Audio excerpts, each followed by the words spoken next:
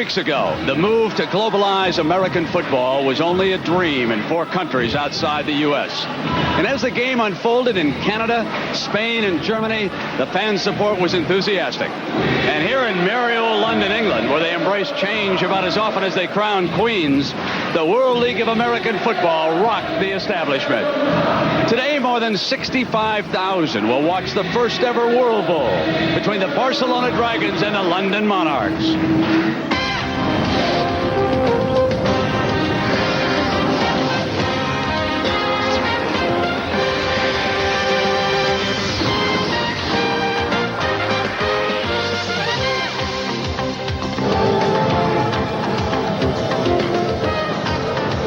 You are looking live at famed Wembley Stadium in London, England, where World Bowl 91 matches the 2 teams with the best records in the World League, the Barcelona Dragons and the London Monarchs.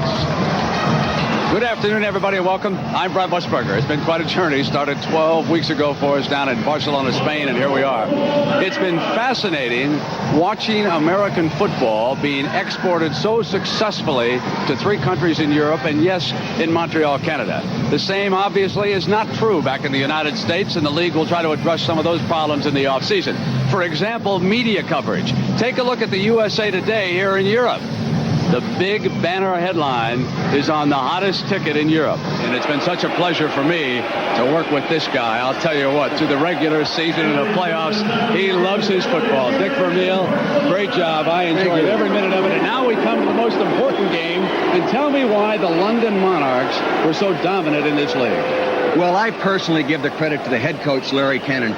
He did a super job of coaching and even a better job of drafting with 15 of his picks, making the all-world team. Then it came to the supplemental draft, and he picks the league's most valuable player, Stan Gelball, a quarterback that clearly dominated that position in the league. Welcome to Good Seats Still Available, a curious little podcast devoted to exploring what used to be in professional sports. Here's your host, Tim Hanlon. All right, we will rock you this week for sure. Hi, everybody. My name is indeed Tim Hanlon. How you doing? It's Good Seats Still Available. Yep, it's our curious little podcast. It's our little excursion that we try to do each and every week in our journeys into what used to be in professional sports. And we are finally getting into a topic that we've wanted to for some time, and we've got a very convenient excuse to do so with our guest this week, Alex Cassidy, who has the definitive book out there, I think, on one of the teams that comprise this wacky thing, this interesting thing, this very curious football league known as the World League of American Football. In the 1990s, it was something that was put together by the NFL. It went through a couple of fits and starts. It encompassed some U.S. teams for a little while and certainly a bunch of European teams. It then went fully into Europe and called themselves or renamed itself NFL Europe, and that sort of begat something called NFL Europa, and it kind of died, with a whimper, about a decade or so later. But it is a great exploration back in the day, 20 years ago or so, of the NFL's sort of, wanderlust about how to somehow expand or at least export the quintessentially American sport of what is known elsewhere as American football. Across the seas, shall we say, into other lands that of beyond that of the United States. Alex has written the definitive book about one of those teams called the London Monarchs. And for you historians out there, the last year of their existence in the latter part of the 90s, they were known as the England Monarchs, but we'll get into that. And the book that Alex has out there, it's called American Football's Forgotten Kings, The Rise and Fall of the London Monarchs. And the clips that you just heard there were from the first ever World Bowl. No, not the World Football League version of the World Bowl. We've talked about that in previous episodes. No, this was the first ever World Bowl of the World League of American Football. And the Monarchs were absolutely the kings, no pun, but perhaps a pun, of that league that year in their debut season and in the league's debut season. That was Brent Musburger, of course, and Dick Vermeil calling all of the action live and exclusive on ABC Sports, who was the league's premier national broadcast carrier of games. And you heard sort of some of the little interesting tidbits that we'll get into with Alex in just a couple of moments about what was going on at that time. Obviously, London and Barcelona, the Dragons, were kind of the top two teams in the World League of American Football. But if you also remember, if you were a fan of this at all, there were a hefty amount of North American teams as well. Not only that first year in Birmingham, the Fire, the Montreal Machine, the New York, New Jersey Knights, playing in the Meadowlands of East Rutherford, New Jersey. The Orlando Thunder were part of that first season in 91, as were the Sacramento Surge and the San Antonio Riders. And, of course, a bunch of those teams, most of them continued on. There was also the Raleigh-Durham Skyhawks, lest we forget, in 1991. They only lasted one season, and they were replaced by a team for the 1992 season, in addition to all those others returning, called the Ohio Glory. Yes, playing in Ohio Stadium, the home of Ohio State for many, many years. But as we moved on into the 90s, lots of other teams in Europe as well. We have teams in Amsterdam and Barcelona and Cologne and Frankfurt and Hamburg and the Rhine Fire and the Scottish Claymores and on and on and on. But, it was the sort of, I would argue, the beginnings of the NFL's look across the globe as to how to export the U.S. version of the game of football into other lands. And it's frankly something that continues to be pursued to this day. As you'll hear in our conversation with Alex, a lot of the origination, the idea, the germ of the WLAF's existence really came out of a whole bunch of exhibition games that were played prior to that in the 70s and certainly in the 1980s. And a lot of those learnings have, continued into today, where we've got a handful, at least in the UK and perhaps in other cities and other countries down the road, actual regular season games being played outside of the United States. I think Mexico City, which has had a bunch of exhibitions, will probably land one or two of those. Maybe even Toronto, which has been rumored, et cetera. But anyway, this is a fascinating multi-stop journey. And our first stop in it will be this week with our new pal, Alex Cassidy, as we talk about the London Monarchs and more broadly, the original World League of American Football from the early 1990s. Finally, we're getting to it, and we look forward to presenting it to you in mere moments. But before we get there, I think the best way to probably celebrate this episode with Alex is to quickly dial over your little web browser there or your mobile device, whatever you're accessing the internet with this moment, and go to 503 Sports. That's 503-sports.com, and they are our sponsors this week. They call themselves, and rightly so, the king of throwbacks, and we will prove it to you. This week, if you go over to 503-sports.com and make sure that in your back pocket you get that promo code SEATS for 10% off all of your purchases, and you're going to find in the collections section, we're actually going to the shop by sport section and look under football, and you will see an entire trove of shirts and hoodies and actual replica jerseys handcrafted for you from, yes, the World League of American Football. You want that Hamburg Sea Devils jersey? Well, they've got it. It's great. Sacramento Surge do it for you. You want the great colors of that sort of aqua blue and yellow, both either in T-shirt form or perhaps a replica jersey? Go for it. How about the Orlando Thunder? Probably the most interesting logo and garish, I guess, colors, but they'll certainly stand out on the street. That's for sure. They're well represented too, and of course the London Monarchs are there. You want the World League emblem in T-shirt form, of course. Did you go to a Raleigh-Durham Skyhawks game once or twice? You'll find stuff there. It's all there for you. All the teams, lots of great shirts and caps even, and of course those replica jerseys that I'm looking right now. Smack dab at the 1991 London Monarchs jersey. And it's just great. It's right down to the exquisite detail. You've got the cool sort of royal garb there, the hat logo in there. It's all terrific. And it's all there for you, again, at 503 Sports. And that's 503-sports.com. Don't forget that dash. And make sure you use the promo code SEATS to get 10% off all of your purchases, not only in the World League of American Football section, but all the other great stuff, football and other sports too, at 503 Sports. Once more time, that's 503-sports.com, promo code SEATS, and enjoy 10% off all of your great purchases, including that of the World League of American Football, when you do so and use that code. Thanks so much to 503 Sports, and thanks so much to you for giving a listen to this great conversation with Alex Cassidy. And we get into it, the World League of American Football and the London Monarchs. Here we go. Get ready, and please enjoy.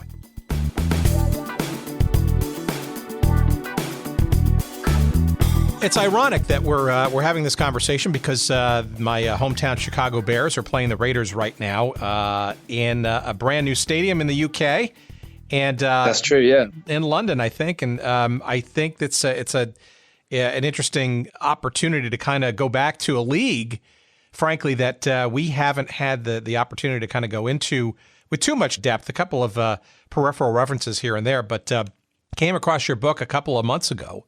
And it gave me a great excuse to try to figure out a way to have a chat about the London Monarchs of this thing called at least initially, the World League of American Football. But maybe before we get into it, how do you even fancy this topic as something worth going deep on book-wise, for yourself? I'm assuming you're a London native.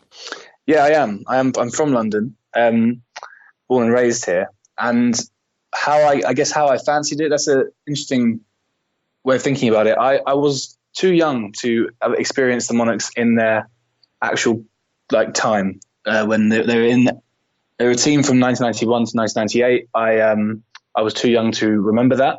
I'm part of the younger generation of English American football fans who found the sport through video games, through the internet, through the Wembley games, and didn't really have as much of a kind of direct connection to it as a lot of guys who are slightly older than me that can remember the league and have attended games. So this is partly why I thought it'd be an interesting book to write, because there was such a dearth of coverage and such a lack of understanding that this even happened for guys my age, these kind of generation and younger, that there was a professional team in the capital that had 60,000 fans turning up week in, week out in 91. That I just really wanted to make that clear to everybody that this actually happened. That's the kind of angle I've come at it from. Is it slightly different to a lot of the fans? That's actually pretty interesting, and actually it dovetails with a lot of other conversations we've had with, say, for example, here, Major League Soccer. Our latest attempt at professional soccer in this country.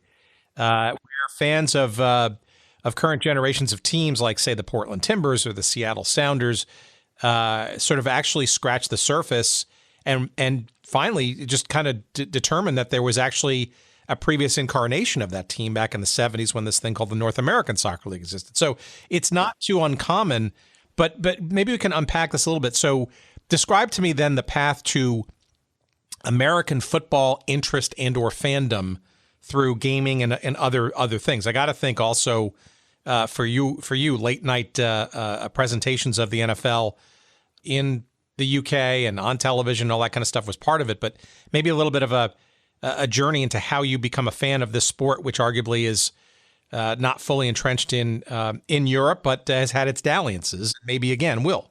Yeah. So everybody plays Madden. It's a game which is frequently played by in university dorms and going around friends' houses. It's an established game, and I think in a lot of people's houses in the UK. Same way that FIFA is out in the US. So for me, I remember there was a particular game. It was like Madden, I think 2005, which I was playing, and there was a whole section there about the history of the game, history of the sport. It was like a Hall of Fame section, part of the game, just an addition. And I remember just reading for ages all the different profiles of Red Grange, Bronco Nagurski, all the players through the dynasties of the 70s and 80s. There was really went into depth in this game about the history of it. And I thought, well, that's why I really like sport. I like hearing about the heroes, the legends, the people that made the game what it is today. And I think that the Americans do this in a very American way, but definitely the best way of sort of entrenching heroes from past sports and past leagues really, really well. So in the UK, we don't do a very good job at,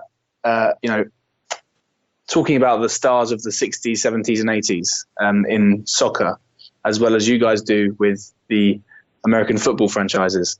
And I've really wanted to basically create a version of that before England's team, the London Monarchs, like actually talking about what it is that they did, but doing it in this kind of American praising the past way, which we just lack in the UK quite a lot. I think the fact that the 70s and 80s for American football is such a big era, whereas in soccer it's sort of been forgotten, is something that I really wanted to try and change.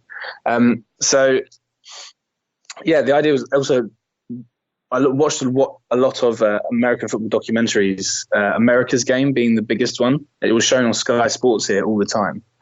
And I love the fact that there was a entire hour-long documentary for each championship team. The book was trying to create an America's Game, but in written form for the London Monarchs, as a way for people to realise that this is the story of the team. That was kind of my initial aim. So let me reframe this a little bit. So your real introduction to the game, the sport, the rules, I guess, of American football was really through the exportation of the EA classic Madden football game. Is that kind of how you almost like you came to it as a mastery or as an intrigue, playing a video game versus that was your entree to the sport, if you will, of American football? Absolutely, yeah, completely. It was learning, and I had no idea what I was doing for the first, hours of which I was playing the game. You just use the suggested plays, and in fact, this all X's and O's makes it a lot more difficult. But that was how I was introduced to the game, was purely from video games. The fact that you had the internet at your disposal, and it was, NFL.com was burgeoning, and you had all this online editorial assisted that, definitely. But if it wasn't for Madden, I wouldn't have had that initial interest around 2004, 2005, when the games really started getting good. It was how I was introduced to the sport entirely, and kicked off a love affair with it, which lasted to today. But it all started with video games. And all the references then during gameplay kind of tickled your fancy, and like, okay, what are those references, and what do these mean, and what are these players and or franchises and team names and cities and all that kind of stuff. It just kind of opened a Pandora's box for you, I guess, from a curiosity perspective. Yeah, it really did. And you have to, at first they're just teams, which have certain ratings that you're playing, and then once you research them a bit more, and Madden's very good at opening up the history of the teams. Even through the game, you can play like historical franchises, stuff like that. You could play as the 1975 Steelers, whatever you want to do. So they're really good at opening that and giving a good introduction to it. But that certainly kicked off my fascination with the sport. And then when you realize that there was a team in your hometown, which no one really talks about, no one's really heard of, definitely doesn't exist in a video game, it made me realize that this would be a really good story to tell. And I was working at the time for the only print American football magazine in the country, called Gridiron Magazine. This restarted about 4 years ago. And so it was an opportunity for me to just write the Monarch story and introduce it to the current generation of fans. So I think that's fascinating. So then walk me across your bridge then to the London franchise versus, say, other, Londoners' exploration of the sport, right? I mean, you could have, I guess, like maybe a lot of your friends and colleagues could have adopted a team in the U.S. to follow, not unlike how, U.S. Euro snobs, if you will, pick their favorite team in the Premier League to follow and go to their bars, or, to kind of revel in, Arsenal's latest heartbreak or whatever, right? And or when was your actual first real game that you ever took in, professional or otherwise? So I am a Jets fan. We need to stop right there, because that already strains logic as to why you would ever want to become a Jets fan. Why I choose the Jets? Yeah, I know. To you, as a former New Yorker, right? I had to throw that in there. I know it's strange that I heard a story about how there's a lot of UK Jets fans, but one of the reasons that not like of guys slightly older than me was because there was a television show called Flash Gordon, where the titular character was a New York Jets quarterback by day and Flash Gordon by night, if I understand it correctly. So a lot of English guys had seen New York Jets as a team from the television show. So when they first started following the sport, decided they'd follow the Jets because that's a team that they knew from fiction. But I came at it from the point of I visited New York, and my dad, I was with my family, and my dad knew that I was a NFL fan, so he bought tickets to the Jets Dolphins. It was Brett Favre's season there. I think it was 2007 or maybe 2008, so it was the first team that I saw live. So it naturally meant that was going to be the team that I'd follow. I did get a lot of stick for it, especially from Americans saying of all the teams to choose, you choose that one. But it did. I think a lot of English fans have their own kind of superhero origin story as to why they follow their specific team. The team is supposed to choose you. You can't choose the team. You can't just find a list and say, I'm going to follow this one. Usually it's because they went on holiday somewhere, or they like the colours, whatever it is. They've got a reason as to why they follow a certain team. You get a lot of because when the sport first took off here, it was in the early 80s when we had 3 channels in the UK at that time on terrestrial television, and they introduced a 4th channel, Channel 4, which was showing the NFL. This was in 1983, and so it really kicked off for that generation. So you get a lot of fans who are Bears fans, Redskins fans, Dolphins fans, by virtue of the fact that those are the most successful teams at the time with superstar players. So there is a kind of a constant pull and push about, whether or not UK fans would embrace a London NFL team against the team that they kind of are incumbent with. I think that a lot of fans would actually become dual supporters of both the London team and their original NFL team. I know for me it would be tough, but once something's in your hometown, you kind of get more used to it. But yeah, there's a lot of interesting stories as to why people support their teams. And if you've been to a London game, you'll see that it's billed as a home game for one side, but more often than not, it's just a complete patchwork quilt of different NFL jerseys. It's every single team's represented there, including London Monarchs. Often you'll see some people wearing that jersey and other NFL Europe jerseys. Like, it's not really a home game for anybody. It's just the fans of the sport. So yeah, it's Jets are still a tough one to follow. Having said all of that.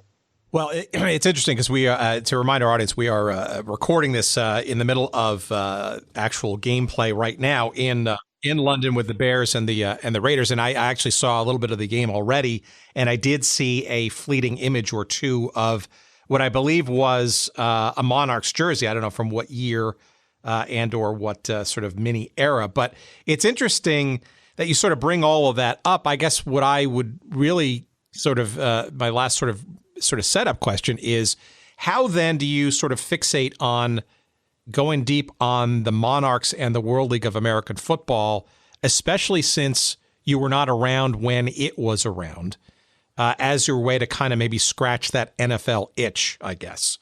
Yeah, I was already working as an NFL journalist for a few years before I decided to do this. I was a sports journalist, freelance and working as a sports editor for a local newspaper for a few years. And then I got an opportunity to write for Gridiron magazine. So it was more about genuinely wanting to tell the story of the team. I just felt it was remiss that it hadn't been shared. It hadn't been a big enough story. It started out as just a blog, just a way for me to practice my writing, just a way to write about the NFL, but not just doing match reports and doing player profiles like I was doing for the magazine. It was a way to try and find a different, interesting subject matter. And then I realized soon that this would work really well as a book, as a longer form structure, talking about the team season by season, just to explain how a team went from being really successful at the beginning, having tens and tens of thousands of supporters, to bottoming out 7 years later and struggling to even sell out 5,000 tickets. I just thought it was a really interesting story about the rise and fall of a team happening in my hometown with a sport that I love, that most fans don't really know about, or at least didn't know enough about.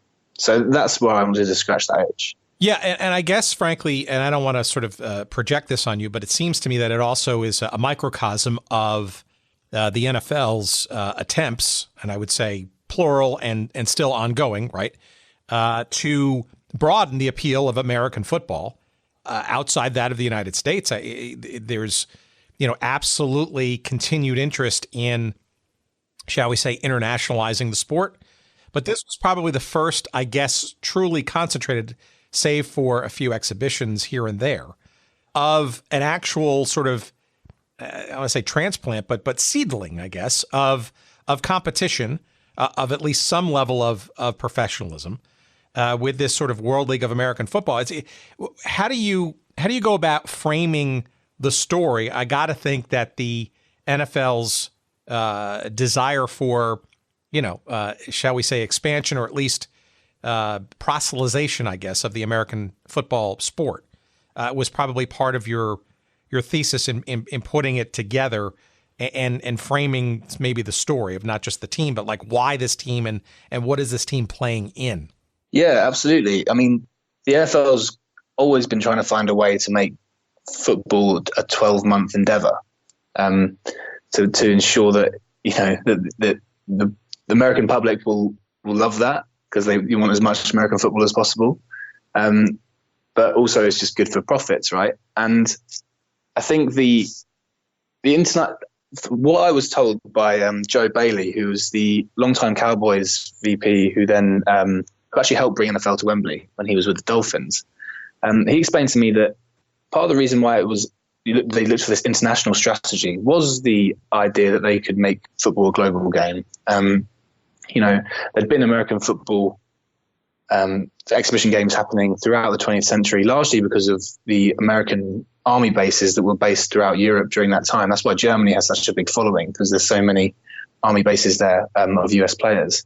But really, the fact that the reason why internationalization was included in the World League of American Football was because this was off the back of the USFL and the antitrust lawsuit in the late 80s, 1986.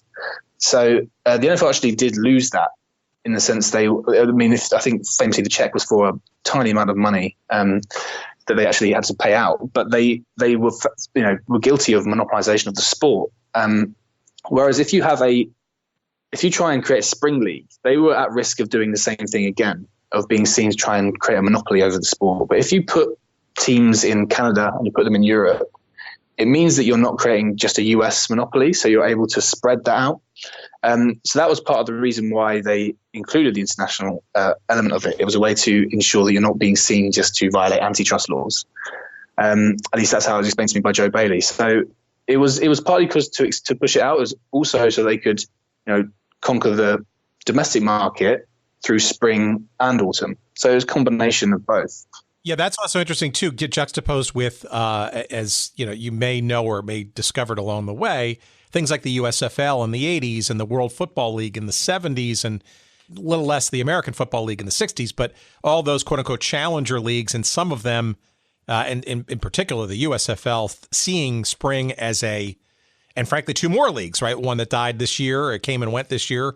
And one next year, again, the reboot of the XFL, the idea of spring, right, as a season to fill in. And it's interesting. The antitrust angle is one that I never really sort of entertained before, but that's interesting and arguably intriguing, given that the NFL had seen numerous outliers trying to kind of fill in that void. And here they were trying to do so themselves now.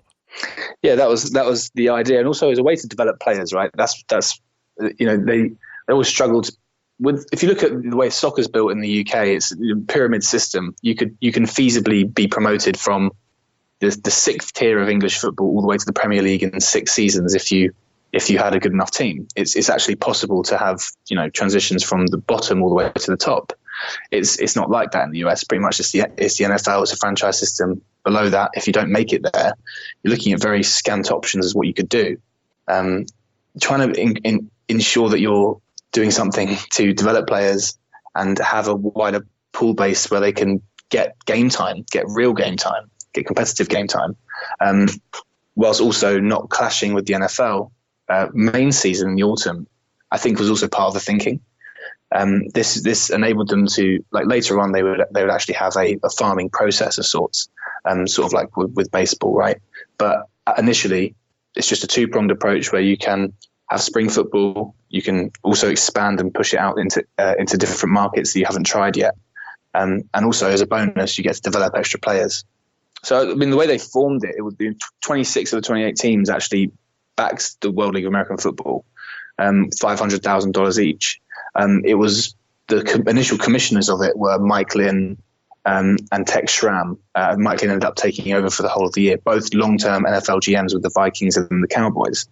It was backed by the league, but they wanted to also make sure it could negotiate its own TV rights. They did that to the tune of $50 million with the USA Today network domestically, and also they had deals with Channel 4.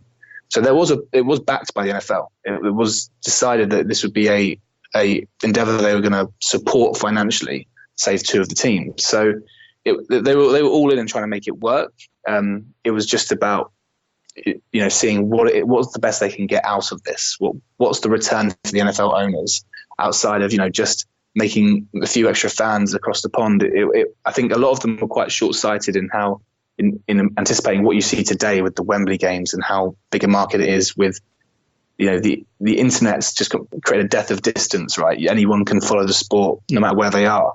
It wasn't the same thing in the early 90s or the late 80s when they were creating this. It wasn't to anticipate that kind of boom in the future and what this would be doing foundation wise, was hard to see. So there were some skeptics about it, but overall they were putting the money in to see if it could work, and what the outcome of that would be, it was hard to tell, but there was a lot of backing. Well, it's also interesting too, and I'm sure a lot of this is clear in hindsight, right? So it almost feels to me like they were kind of doing a couple things simultaneously. Number one, I guess, is geography, right? Both internationally as well as domestically, right?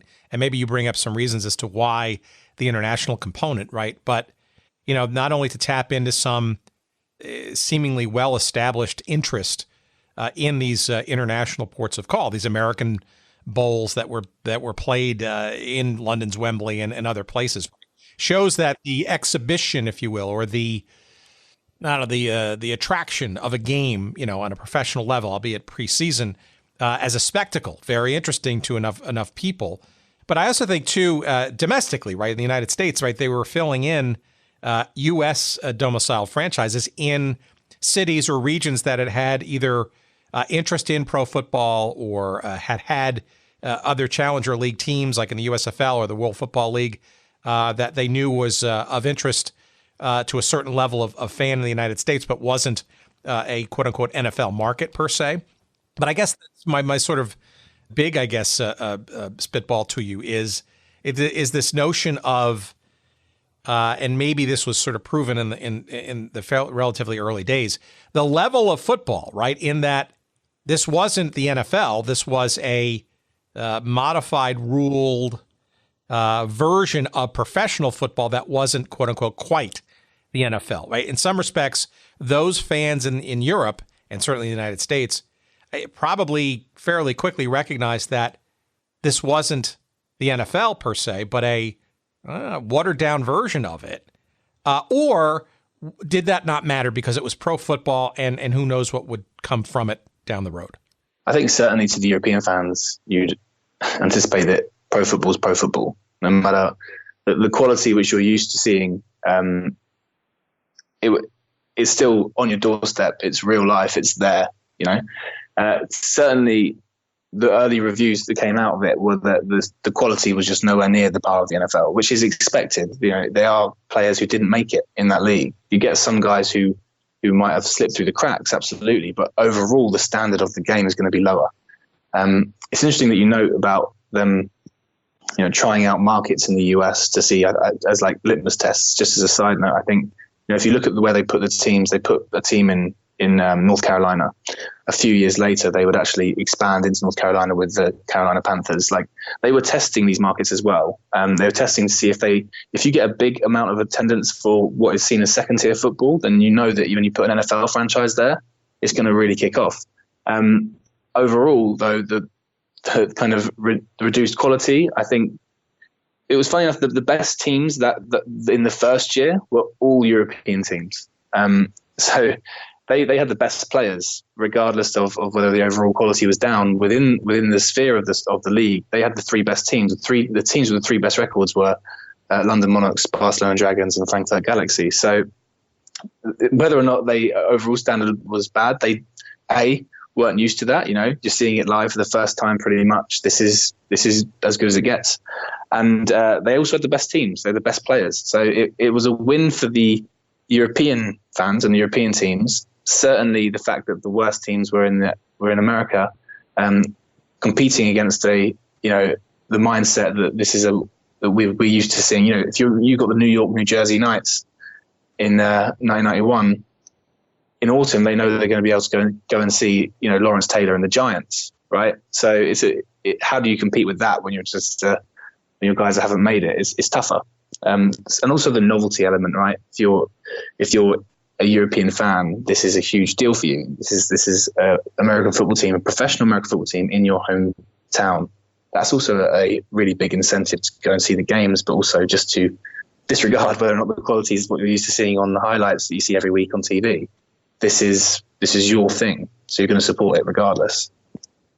Well, so talk to me about the Monarchs in the midst of that, right? So you're mentioning the sort of European division as being, and now it's kind of curious or eyebrow raising. You wonder why those European teams, was it just fate or luck or chance that they were the best ones, or was there a personnel and or coaching and resources kind of play made to kind of sort of cement those as being a little bit more, shall we say, heavily stocked than say those of the U.S. teams.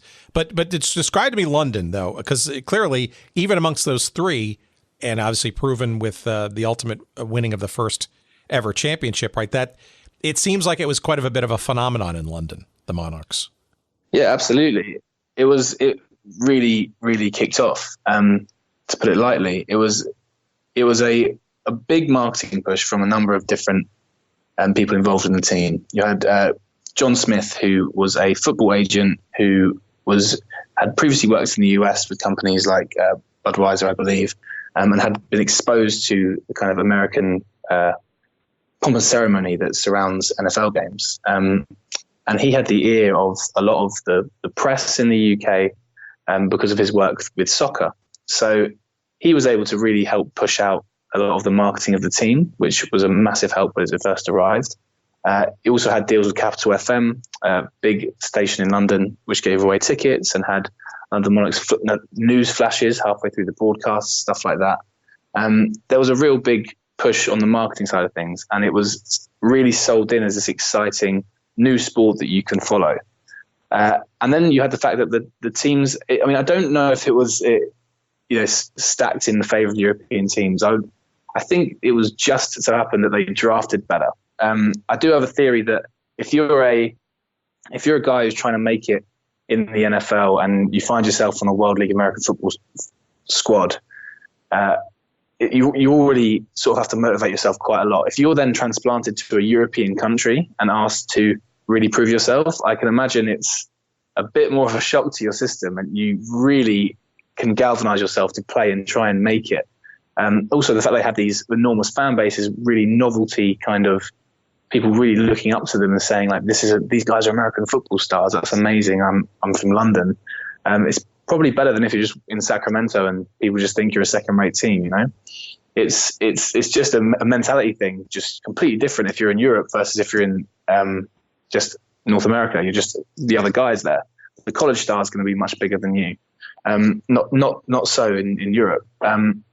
Whereas London Monarchs actually the way they drafted teams in the World League of American Football was quite unique. They did it over a 2-week period in Orlando. It was position by position, day by day. And they just drafted all the pool of available players, gave them blanket contracts, and they could just pick who they wanted to. And the Monarchs had most certainly the best coach in Larry Kennan, who had previously won Super Bowls, with his positional work with the Raiders. So he was a awesome coach, definitely, and he assembled a good team. But just the quality of players they had, it was a lot better than everybody else. Put simply, they had 16 players on the all-world first or second team. Stan Gelbaugh was the offensive MVP and offensive player of the year. Danny Lockett was defensive MVP. Larry Kennan was coach of the year. It was just a stacked team from the quarterback all the way down to the defensive backs. So they just were better. And the fact that the 3 European teams in that division all were the only ones with winning records is testament to the quality of players they had, but also I think to the mentality those players had to deal with by being in Europe as opposed to being in the US. There was also an effort, though, I think, right, though, to also recruit and or have at least some representation of either local or that is non-American players of some sort in these European teams. Yeah, it was called Operation Discovery, and it was done every year. They would always have ways of trying to find these players. London already had a burgeoning domestic American football scene, a scene that still goes today, with teams like the London Ravens, who were the best domestic franchise here. And it was spearheaded by John Ralston, I believe, who went out to different countries, and they held a trial here where anybody could pretty much show up and try and get on the team. But there were 4 players on the Monarchs squad that year, in the first year. Victor Abubadike, who is now known as Victor X. He's probably one of the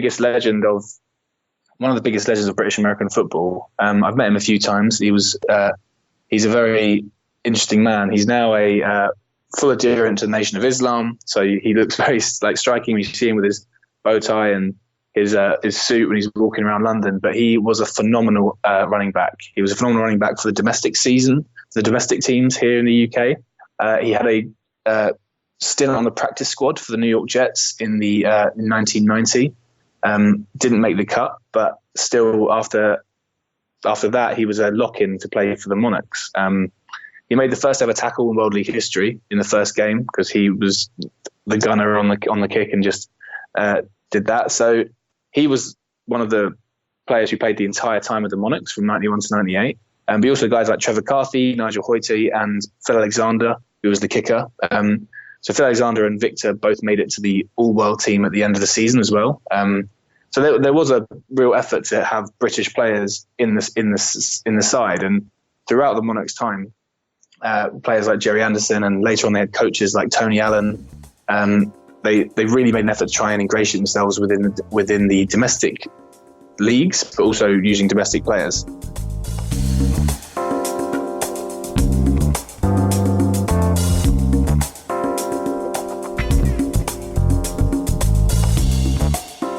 All right, a brief pause in the proceedings just for a second to pay a couple of bills, and we appreciate your giving our sponsors some consideration as always. And one of our earliest ones that continues to be with us and we love is our friends at Audible. And Audible is, as you know, the king of audiobooks. And if you've never tried an audiobook for yourself, well, here's a great opportunity to do so and to support the show at the same time. And that's when you go to audibletrial.com/goodseats. That's the place to go, and you're going to get a free audiobook download for yourself to try for free, gratis, on us. You can cancel the Audible service at any time, and once you do download that book, and if you do decide to cancel it, it's yours to keep. So that's our little free gift, and even if you don't continue with the Audible service going forward, you'll at least get a free audiobook out of the deal.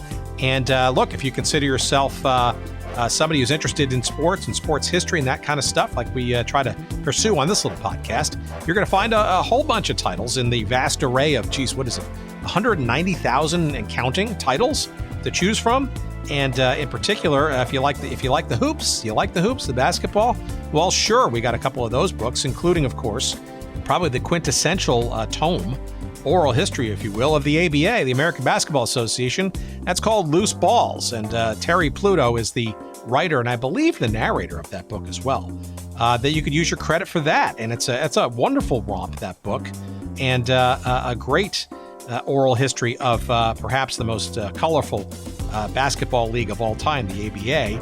Or if you're really interested, let's say, in the National Basketball Association's history, you could check out the audiobook from our previous guest, David Surdam, who we had a great chat about the history of the NFL. But this book is called The Rise of the National Basketball Association. And David wrote it, and it's narrated by Todd Bars-Ness. You say that 3 times fast. And a lot of the interesting stuff in this book talks about the NBA in the context of congressional hearings around antitrust and that kind of stuff around the 40s and 1950s. Fascinating stuff. And you could use your credit for that book too, among, like I said, 190,000+ other titles to choose from at Audible. And again, it's audibletrial.com/goodseats. And you're going to get, again, your free audiobook download courtesy of us. You can cancel at any time. It is yours to keep. And we appreciate you giving them a try. And we certainly appreciate you rejoining our conversation right now.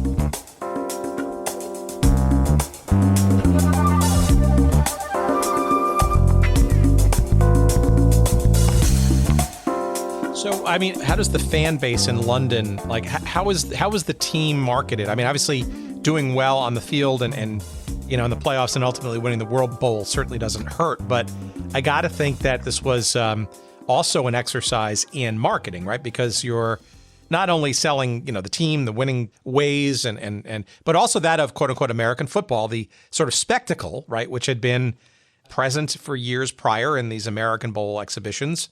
I'm just wondering, say, why Wembley and why and how it gets marketed, say, against Premier League matches, which I think is probably overlapping in a part of the season, right?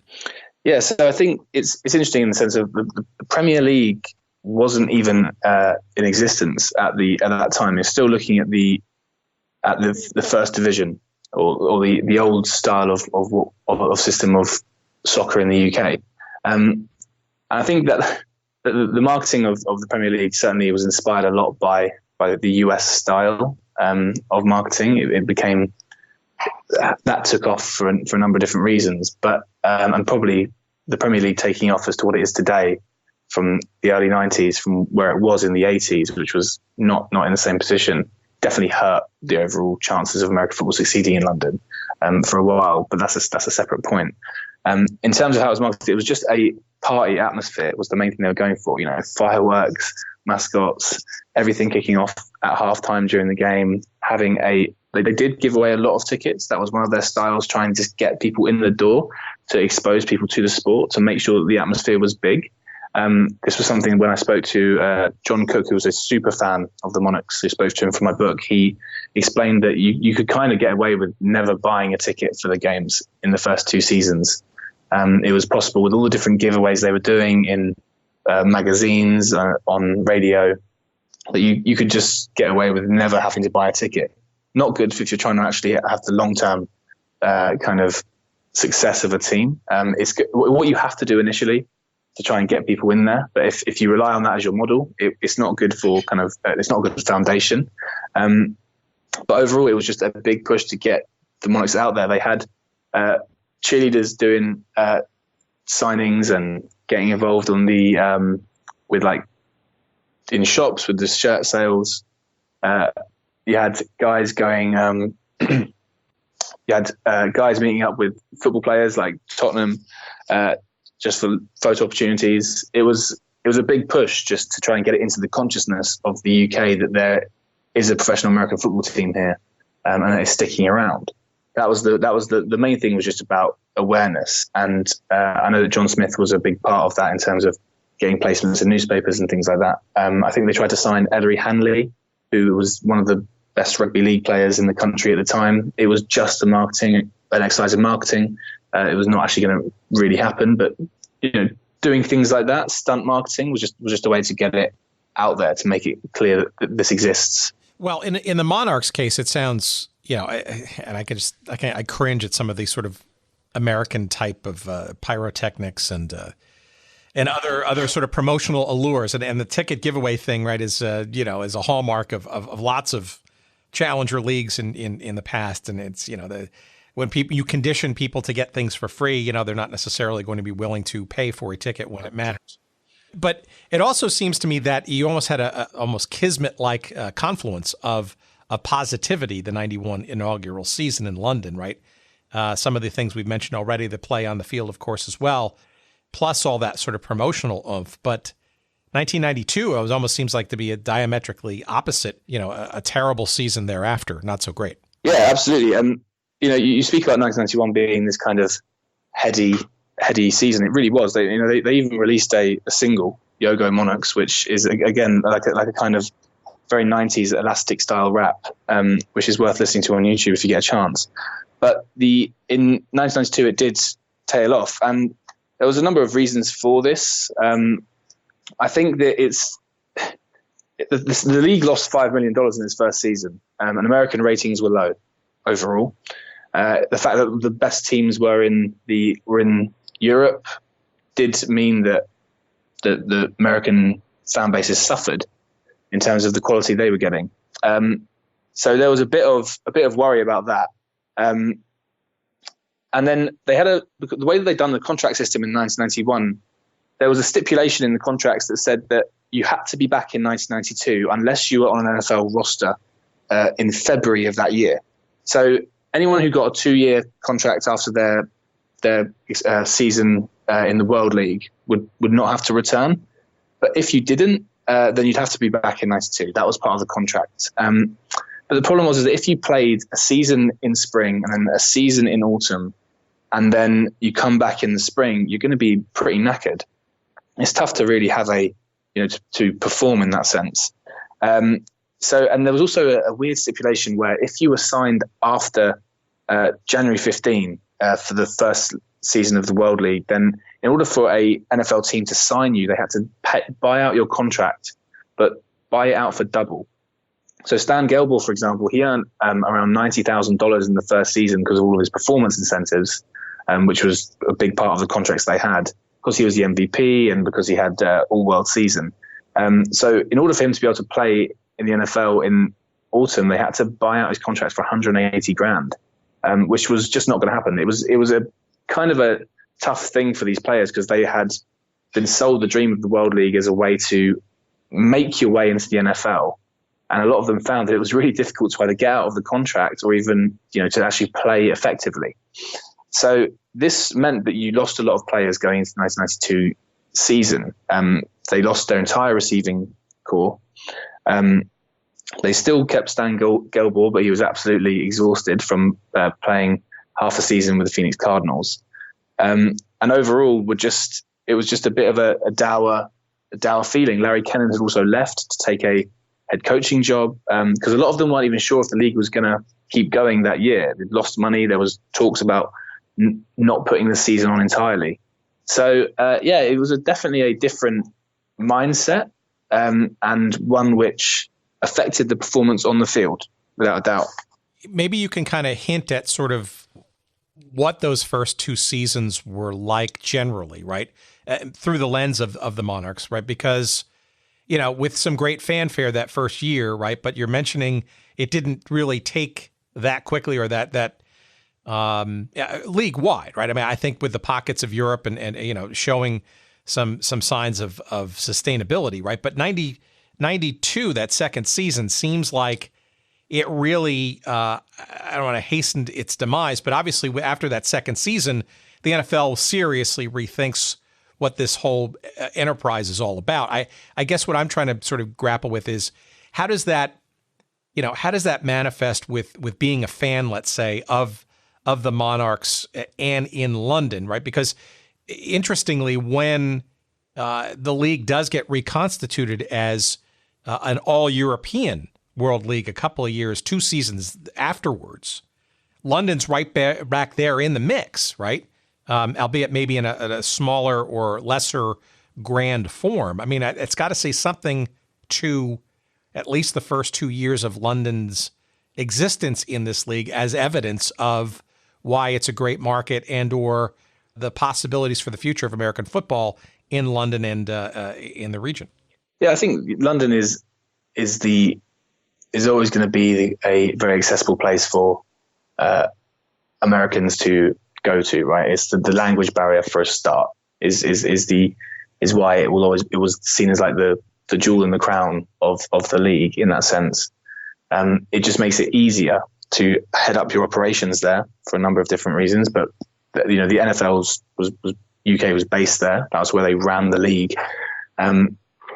Overall, the attendance was still good. They were still giving away tickets, which was part of the problem. But the attendance was still very good, and the fanfare was still there.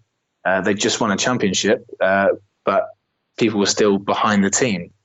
It didn't perform on the pitch, but overall, the support was there. So you're still going to use it as a flagship franchise for your league, as a way to push it in the second year. Obviously, they shut down the World League for 2 years, like you say, and that definitely hurt the fans' feelings and hurt the chances of London surviving in the long term. I spoke to John, the superfan, about this. He was saying they'd got ready every season between 1992 and 1995 for the Monarchs' return. They'd printed stickers, they'd printed posters, they were ready for them to come back, but they didn't, just kept on delaying it until 95 when they announced it. A lot of guys had lost interest. A lot of people had lost interest in the sport. It was a very 80s thing in the mind of a lot of people. It was big in the 80s at NFL. You know, Channel 4 had 3 million people watching the Super Bowl in 1986, and by the time the early 90s came around, they were getting about 500,000 people watching it. The interest had waned. Premier League was taking off.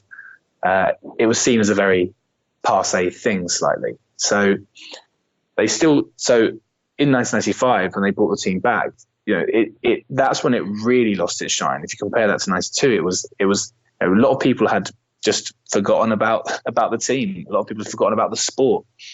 A lot of people were into different things, and being at Wembley is the place to be, right? It's the national stadium. It's famous around the world. That was a big part of why the Monarchs was so, you know, such a big deal in the country. They were playing at the National Stadium. Take that away, like in 1995, they moved to White Hart Lane, you know, actually Tottenham's ground, where the Bears and the Raiders are playing right now.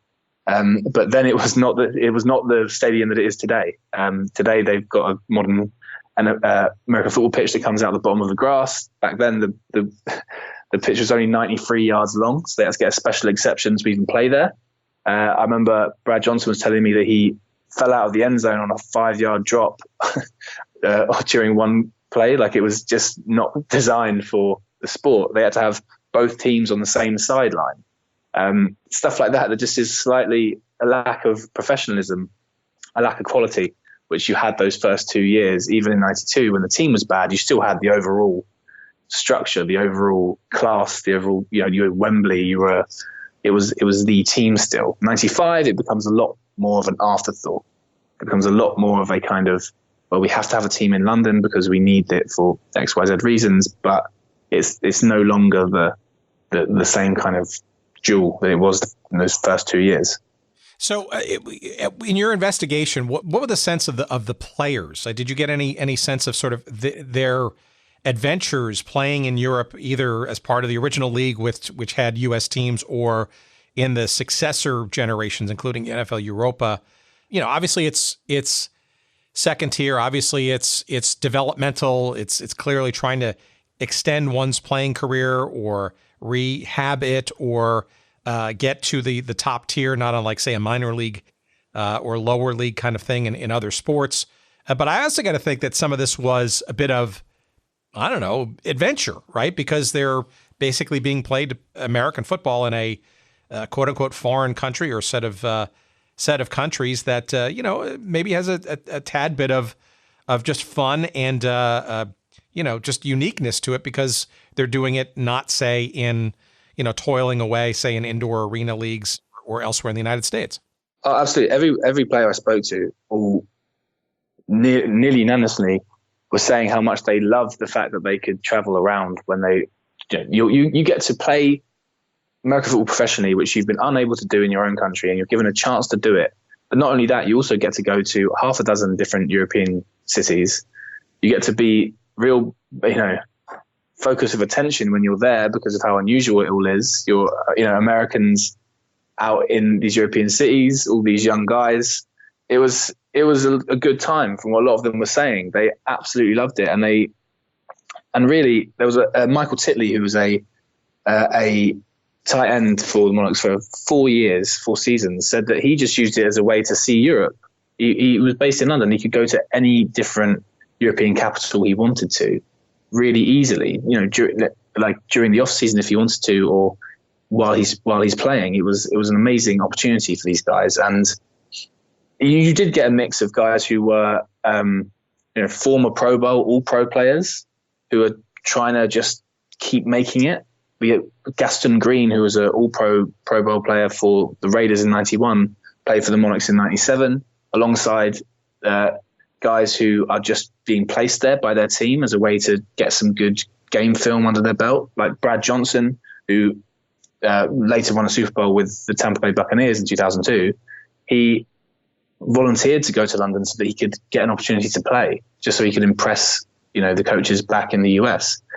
There was a mix of reasons to why guys are doing this, but overall the opportunities and the fun they had doing it, I think, came across massively when I spoke to them. They all loved it. It was definitely, like, I think some guys struggle with the food. That was one that came up a lot. I think that we're not known in the UK for being great cooks, I think, but that was a big problem. The bed sizes and a lot of the places they stayed for their training camps, the offensive linemen had to sleep on the floor with mattresses because they would just break the bed frames because they were staying at a place that used to be an all-boys school in Bushy Park.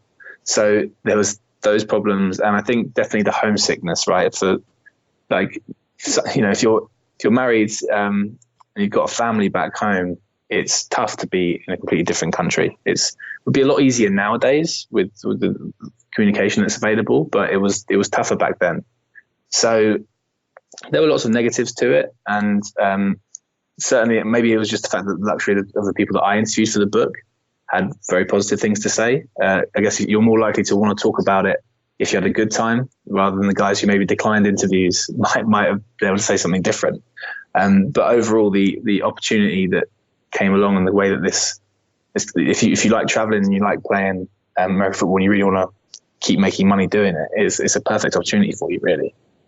Yeah, I mean, it's also a fun way to sort of keep at it, right? Because obviously the eye's on the prize, right? You want to get to that top tier, which is, you want to extend your career, and it's interesting crossroads too. You got people who are sort of quote unquote on their way down or trying to sort of hang on and maybe make that one last shot at the top tier, and you've got obviously plenty more who want to sort of ascend, from maybe not making it the first or second time out of college into the top tier. I am fascinated by I don't want to say the demise or the slow demise, but you mentioned the White Hart Lane field being only 93 yards long, and the accommodations having to be made for that. But even after that, they moved to Stamford Bridge, I guess, the last of the official World League of American Football branded seasons in 97 as well.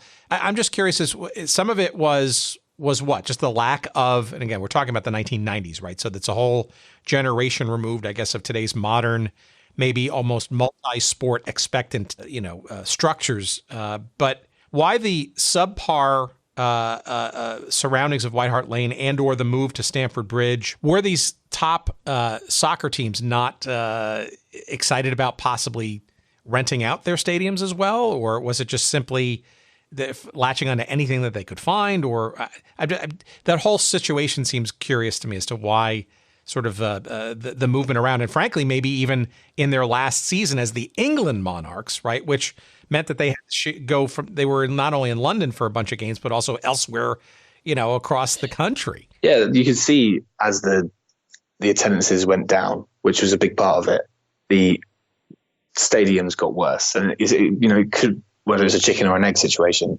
But I remember speaking to fans, and they were saying when in 1995, when they went to White Hart Lane and they announced the attendance, everyone was shocked at how low it was compared to what they were used to in Wembley.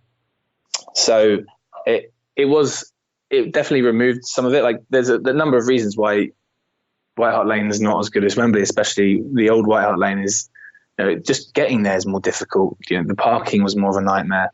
Overall, it's just less of a kind of a big deal to be in those stadiums. And the reason why they moved to Stamford Bridge from White Hart Lane was because of a disagreement with Jerry Francis, the then manager of Tottenham, about the state of the pitch. And it's funny today seeing Tottenham fans talking about the fact that there's NFL again in their stadium. A lot of them reminiscing about how much it affected the pitch that they were playing on during those seasons, because it was running simultaneously with the Premier League at that point.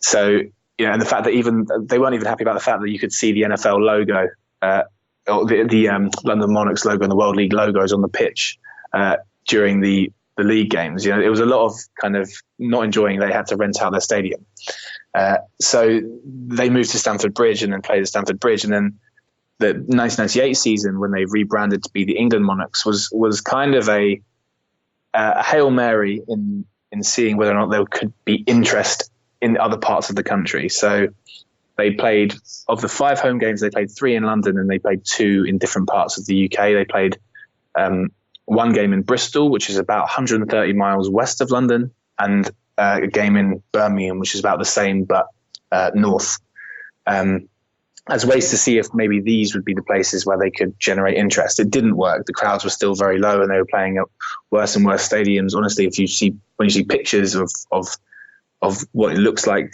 to see those final games compared to what it was in 1991, it looks like it's just, you wouldn't think it would be the same league, let alone the same team. It was a massive difference. And overall, it's indicative of the decrease in support. You see the decrease in quality of the stadium happening at the same time. Well, it seems that, with the demise of the England version in '97, it seemed that the NFL kind of gave up on that format. I mean, they rebranded that next year, right? Sans a team in London, right? So as NFL Europe, right, became much more of a more concentrated and a little bit more, professionally sort of, run kind of deal. I think it became a bit more of a feeder system and maybe a bit more pronounced in terms of its.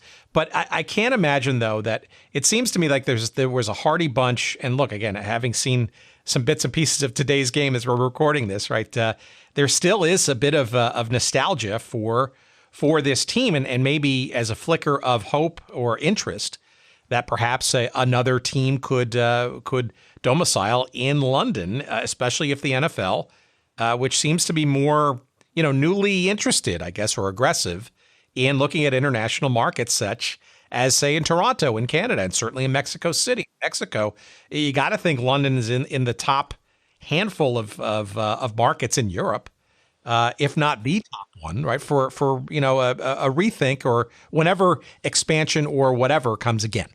I think if you look at the way that they moved the focus of NFL Europe from 1998 to 2007, it became very German-centric, which was where all the attendance was. I think Germany is often overlooked as being somewhere where they could play international games, and I think they would sell them out so quickly. It would be, and there's a lot of Americans still in Germany, right? There's towns which are in Germany which are nearly entirely American, big towns.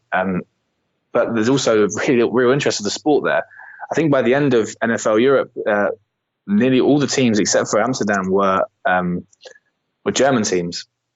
So I think London's definitely, we've got a base here and that's why I'm very hesitant to there being an NFL franchise here, because I don't think the NFL wants to do it, really. Because if you look at the success that they've had since 2007 with selling out the 20-odd games, I think it's now been, with the multiple per year that there's been over the last decade and a half. Like, there's no need to put a team here. They're making enough money with merchandise sales, enough money with the ticket sales. They've now got a slate of nearly a whole home season here. I don't see why they would want to take the leap and try and create all of the structural problems that come with putting a permanent franchise here. Personally, I couldn't see why they do that when you're making enough money and you're having enough success as you are with the current system, and they've seen that they've tried to do it before. And yes, it's a completely different era. It's you can't really compare 1991 to 2019. I just don't see why they would do it. It doesn't. If the conservative decision would be just to keep doing what you're doing until you have to do something else. And right now, the sellouts that they're getting with placing NFL franchises here is enough. But definitely, I think Germany is a place they will be looking at putting an international game there. and you'll see how much that will sell out. But that was always, I think, the approach that they realized that's where the money could be made in NFL Europe. And, Germany will always be a popular NFL hub, definitely. Yeah, so that's an interesting thought, right? Because in essence, you're talking about regular season games that have a part of the standings and mean something, that are essentially being placed outside of either team's market, and is not sort of a watered down second tier kind of league or a glorified exhibition, right? So that's a pretty interesting theory, and it actually is very interesting too, because that mimics or almost mirrors some of the dynamics that we're seeing, say, in world football, right? With say the La Liga, right? Thinking about or controversially trying to put a Spanish Cup game or even a regular season game. I guess the latest thought was having it in Miami or whatever. The Mexican League, right, plays a ton of games of interest in the United States. I think it's very interesting to see how other leagues, especially those the NBA, right, a couple of games exhibition, albeit in India this last week or two, right? So it's very interesting. I guess this is a very curious microcosm of maybe what can and can't be done or should be pursued, right? The idea of how much of these efforts to transplant a game in foreign lands requires a full-fledged sort of circuit, league, so to speak, versus maybe just expanding or augmenting the more episodic spectacle, I guess, approach. Maybe extending into a regular season or that kind of stuff. And we see it here in the United States too, with the European games that keep coming during the summertime, which are just glorified exhibitions. There's a real pushback now. I think the fans in the United States are getting much more sophisticated, and Major League Soccer is clearly not that of the Premier League or the Bundesliga or whatever, right? There's a whole raft of reasons as to why that is. But the assumption that, all these big Champions League teams coming in and playing in August, which are basically, is superstar X going to play in these games and charging an exorbitant amount? Fans know, right? They recognize. And for some, it's great because they can wear their jerseys finally to a game. But then they also feel cheated because they're paying a ton of money for not a regular season or real game. And I got to think that some of that is sort of the reverse effect in Europe as the NFL stumbles through what it's going to do or not on the continent. Oh, definitely. I think the NFL was was slower to it not slower to it, but definitely slower to it than the NBA and MLB were in sort of doing these international games. NHL is an international league, right? And in a sense, it has Canada anyway. But it was still a big push for the NFL to do it. It's because there's only 16 games on the schedule, right? So it's a huge deal to give up one of those games from a home perspective. In the NBA, it's not as big a deal. Same in the MLB. I do think it's interesting about. There's always talk about the Premier League. Will they ever take the leap to put an actual proper home game? Who would give that up, and whether that would happen or not to play it in the States? I would be flabbergasted if that happens in the next. Full stop. To be honest with you, I really couldn't see it happening. I think the fans would be in uproar. I know that a lot of NFL fans aren't happy when they lose home games, but I couldn't really imagine it happening in the Prem.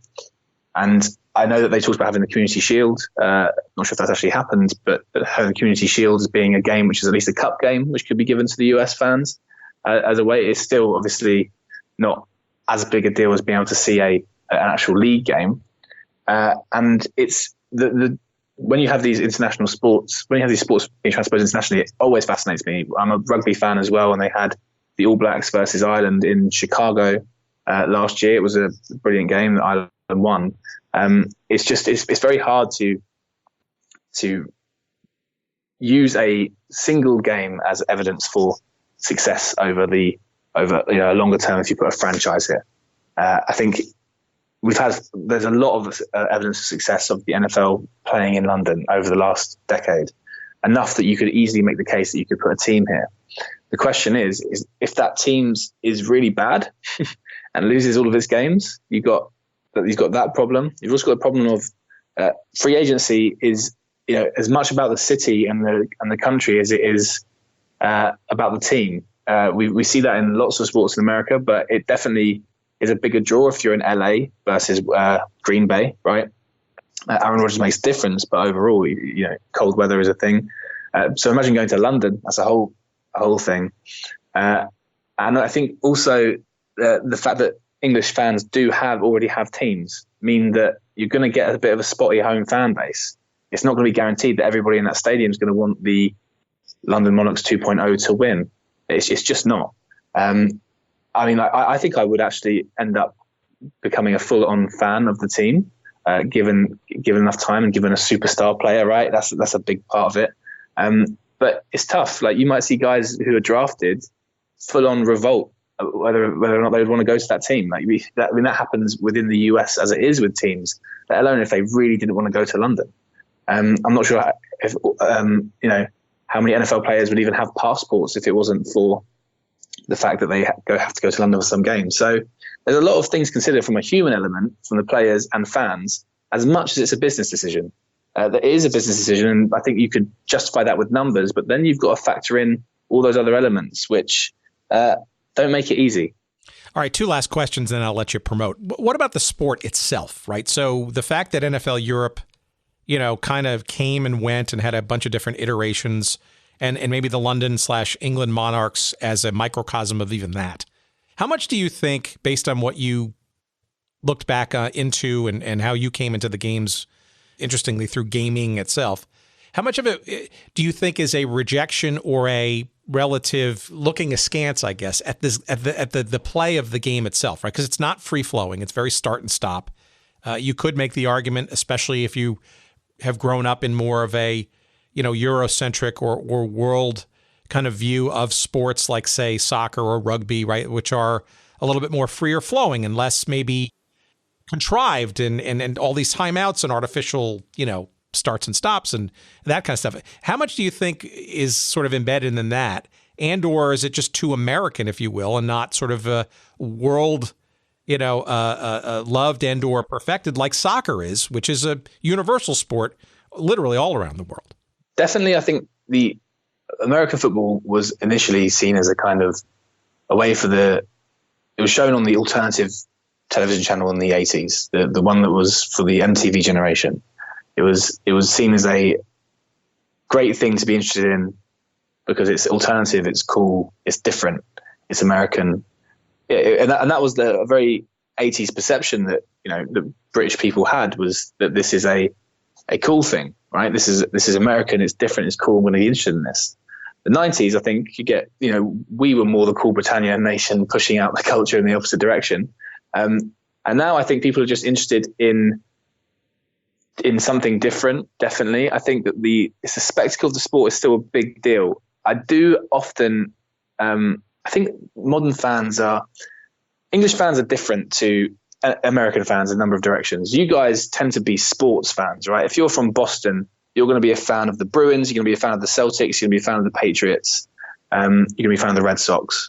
That's who you are as a Bostonian. In the UK, you don't have that. You're a fan of usually just a sport. You're not a fan of all the different cities, teams within all the different sports that we have. You're usually a fan of England in everything, right? Because we have a lot of international exporting, like with football, definitely. But if you're a football fan, you're not necessarily a rugby fan, the same way that you get in the States, which, you get a bit more of an osmosis of just, you support the town's teams, regardless of the sports. So that has always meant that we're not necessarily dual sports fans. You're going to be a football fan, you're going to be a rugby fan. Typically that can happen. Like, I think nowadays it's a bit different. I think that with the internet, we allowed ourselves to open ourselves up to different sports. And the NFL UK focuses a lot of its marketing on tapping into football fans with the NFL. I think that from my experience, a lot more rugby fans and NFL as a crossover.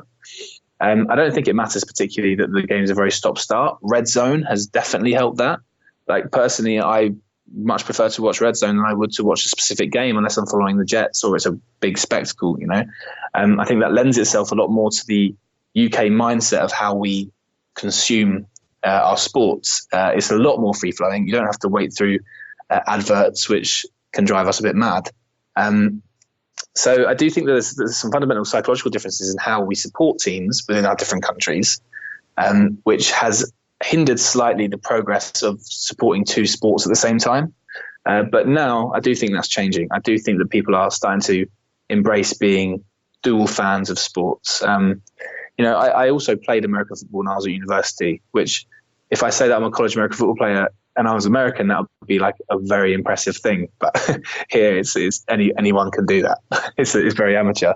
And there's real burgeoning communities of American football fans, not just at the top level of the Wembley games, but also at all of the British American Football League teams, the domestic teams, the British University American football teams, and all the different youth setups that we have. It's improving. It's becoming a lot more of a normal thing to do.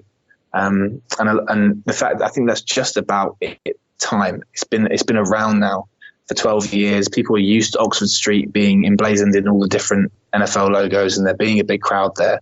They're used to the Wembley games. Most people, if they have a slight interest in sports, will have probably gone to a Wembley game just to see, just like for me, I have 6 mates who've come with me to a few Wembley games. They're not NFL fans, but they're sports fans. And so I convinced them to come along, and they had a good time.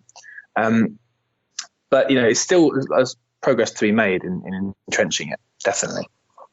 All right, my last question. In your work, what of the uniforms and the logo and that kind of stuff? I think some of those garish and or maybe cutting edge uniforms and logos and the shape of how to sort of market a team. I think I was pretty interesting. It certainly was not sort of the staid traditional kind of logo-like approach that you'd see with American teams. I think some of those designs and stuff were pretty cutting edge for its time too. Yeah, I love sports logos and franchise logos. It's like a thing I like to look at, especially defunct sports teams. Like, I love that. The actual design of all of the 1991 teams was quite an interesting story. It was done by one man. He was just tasked with designing all of the different teams. I really want to try and remember his name because it was Dave Boss. So he was the VP of special projects for NFL properties, and he just literally, him and his team designed all of the teams for the 1991 season in one go. And I think they're pretty great, actually. And I think the Surge's uniform and the Thunder's uniform got a lot of stick for their choice of very neon type colors, definitely. But I think the Monarchs logo and the Monarchs uniforms, some of my favorite. I own a few jerseys, and that and the Barcelona Dragons, I think, are just absolutely class designs of both like jersey and logo. I would love if they kept them for anything that does have. If they do have a team in the future, I think it should be kept with the same logo and the same design.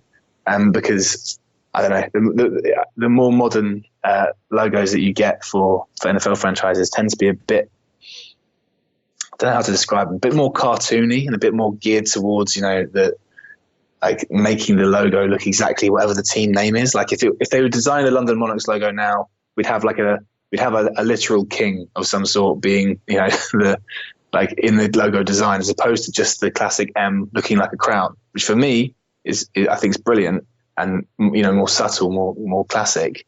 But now I think it would probably be kind of over the top king design, or something like that. But no, I think that it's interesting that trying to create an entire league's logos and designs and try and keep them uniform across that was a very hard task. And I'll try and share it on my Twitter. There's a really good interview through one of the programs I've got from the early 90s.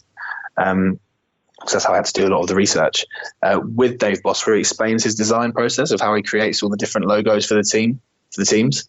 I think some guys, I think definitely followers of this podcast who are very interested in the kind of personalities and profiles of these teams that used to exist and how they came about would probably really enjoy reading that. But no, I was personally a fan of them. I know some of them get some stick though. Well, no, that's an interesting story. I didn't realize all of that backstory. That's fascinating, and it is a bit of a tangent of interest of ours too, because I think obviously this is different in this case, but we look back at leagues in the 80s and the 70s and prior.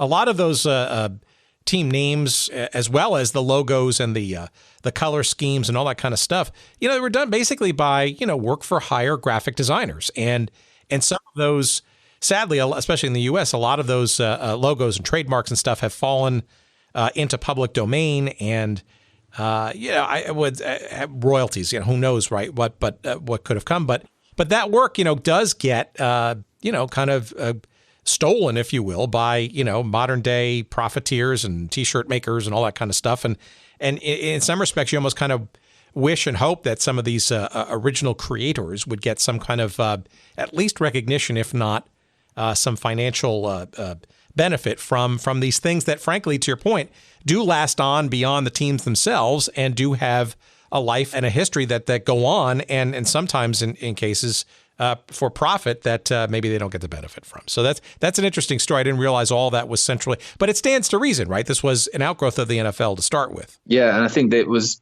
sensible to do it that way, because if you rely on the team nowadays, they wouldn't do it that way. I don't think. I imagine the XFL was probably they recently have been announcing those teams, right? I don't think they've announced all of the team names yet, all the logos. Correct me if I'm wrong, but that's what I've seen. I think that when they announce them, you're going to find that they will probably have some kind of uniform look. But I don't know. I just struggle with the modern logos compared to the old ones. I think that's just me.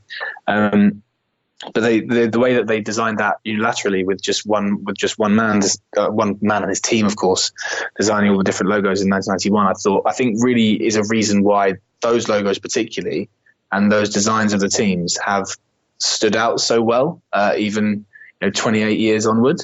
Some of them are still really nice and would work now. Like the Barcelona Dragons logo would definitely hold up today. And I think the Monarchs logo too. The NFL logos, which are so of the current NFL teams, some of them haven't changed since the teams were created. And yet there's there's a big desire to try and have a modernized logo. It's like there's absolutely no need. You just keep it how it is, or maybe just ask a designer that worked on something 25 years ago as opposed to a designer nowadays. I don't know. Getting those kind of things that stand the test of time, I think you need to look backwards rather than look currently. Maybe that's just me, though.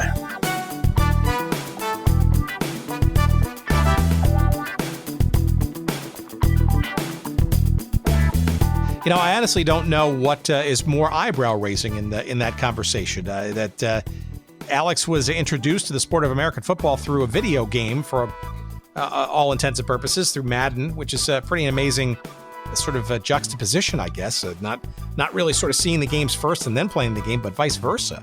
That to me is fascinating and maybe a sign of just how old I'm becoming.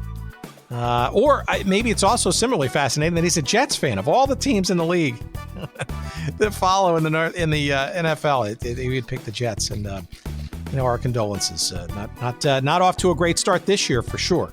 But we thank Alex, and of course that book. It's a hoot. You got to read it. It's fantastic, and it's a wonderful synopsis and frankly a nice microcosm of the World League in those first couple of years, in particular the first year, the 1991 season where the Monarchs won it all, as you heard in that initial clip, the World Bowl, the whole bit. And the book is called American Football's Forgotten Kings: The Rise and Fall of the London Monarchs. And again, Alex Cassidy is the author. You can find it wherever good books are sold. It is published by Pitch Publishing.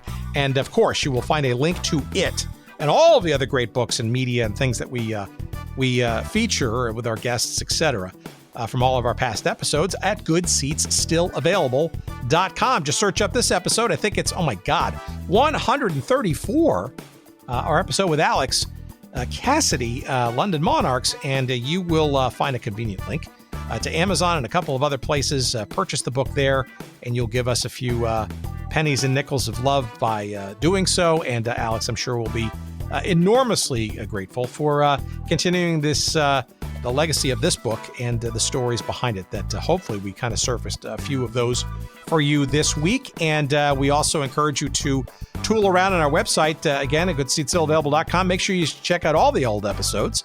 If you haven't subscribed already, well, what's stopping you? Just find your favorite podcast player and click subscribe. Not too difficult now, is it? Lots of great old episodes and probably a team or a league or or some kind of topic that is probably interesting to you. And if you haven't heard those old episodes, by all means, take a deep dive, why don't you, and see what you might enjoy there. Of course, you can also find our social media feeds there. Of course, you can find us on Twitter at Good Seats Still. You'll find us at the Instagram experience at Good Seats Still Available. Of course, you'll find us on Facebook. You can send us email if you'd like at hello@goodseatsstillavailable.com. You can also sign up for our email newsletter. Find out what we're going to talk about each week a couple of days ahead of time before the hoi polloi. You'll find a link to that on our website as well. Just click around, you'll find that there.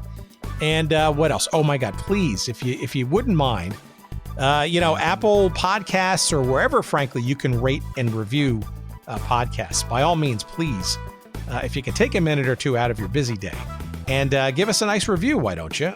We'll take the critical ones too. We're not perfect. We certainly understand that we're not the most professionally polished, but you can hear the enthusiasm in our voice, can't you? At least give us some credit for that. And we'd certainly appreciate that. And that, of course, helps other people like you, or maybe some crazy folks that are not like you, to discover this little podcast and tell their friends and so on and so on. So we appreciate in advance your rankings and reviews. And of course, all the great folks who've done so far. We can't thank you enough for that too. One last thanks, of course, before we run. Let's all say it together, shall we? Thank you to Jerry Payne, the good doctor, at our friends at Podfly Productions. He is essential and crucial for getting all of our assets and our recordings and all kinds of things to stitch it together, make it sound like a damn show. A pretty darn good one once in a while. We do our best, and we thank him for polishing it up as he does each and every week with aplomb. Jerry Payne and friends at Podfly Productions. Find out more about them at podfly.net. All right, we're done this week.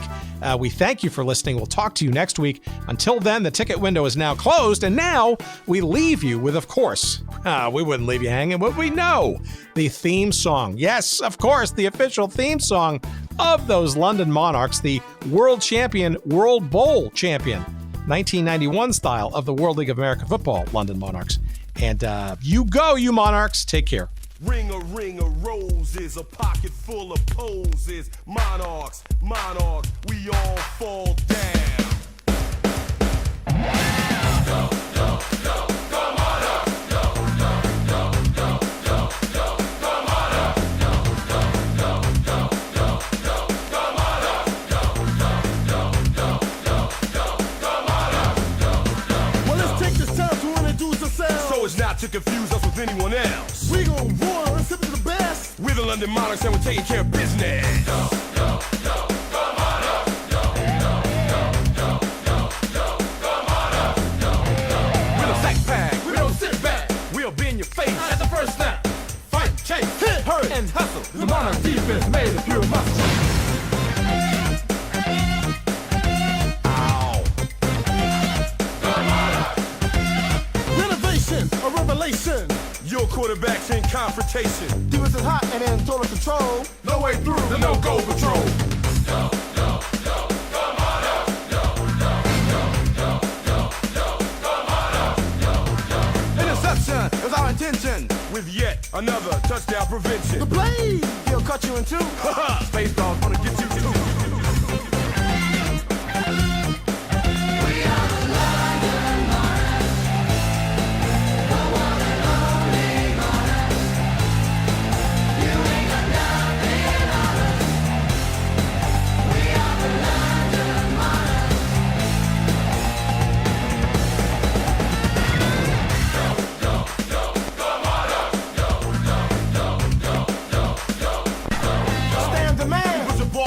Then a nasty boy is gonna start a commotion. Oh my God! What's that, the King's Road? For the Bum Squad. For the party in its zone. Go, go, go, go, Monarchs. Go, go, go, go, go, go, go, Monarchs. Go, go, go. I'm His Royal Highness Dana Dane or D-Rock, and I plan to reach fame. But I'm the Black Cobra known as Victor E. When I get the ball, your history.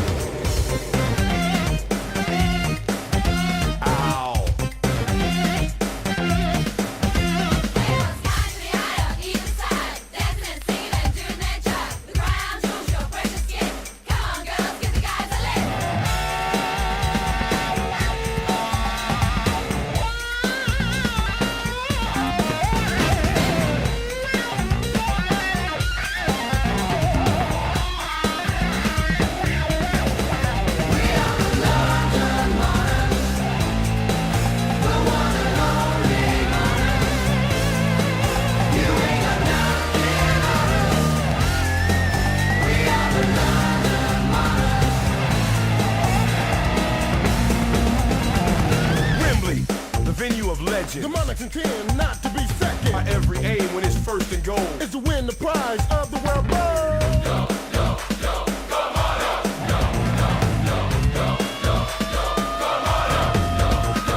We know we have the strength to fulfill that dream. With the crown jewels and a rocket